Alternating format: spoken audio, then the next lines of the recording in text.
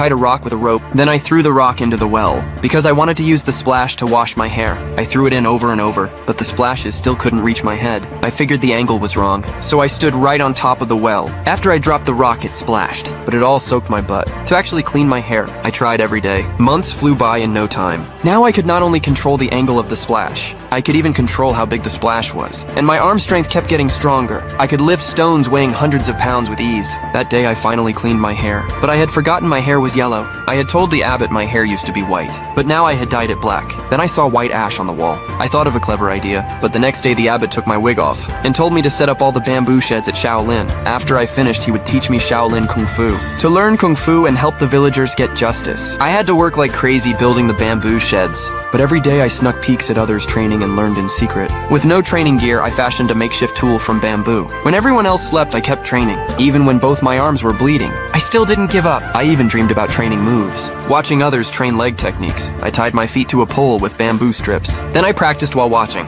When I saw others practicing kicks, I strapped 2 bamboo poles to my feet. When others hit wooden posts, I hit bamboo poles. Slowly I got faster at building, but at that time I had no idea. I had already learned many Shaolin techniques. Others could only learn one style from the 36 rooms, but I had watched every single kung fu in the 36 rooms and learned them all. That day I finally finished all the bamboo sheds, but the abbot told me to tear them all down. Then I could leave the mountain. Hearing that, I was instantly upset, so I said I wouldn't leave unless he taught me the martial arts. The abbot then tried to force me away, but I was able to parry every one of his moves. Through his probing, he discovered I had mastered all the 36-room Shaolin techniques, but I had no idea, so he forcibly expelled me from the mountain. I returned to the village disappointed. I found that the villagers had been driven out by the dye house owner, and some had been beaten and crippled. They were overjoyed to see me back. They rushed over to ask what kung fu I'd learned, but I said I hadn't learned anything. They didn't believe me at all, so they decided to test me, but I beat them easily. At that moment, I finally realized I had learned kung fu, so I decided to go find that rotten boss and demand justice.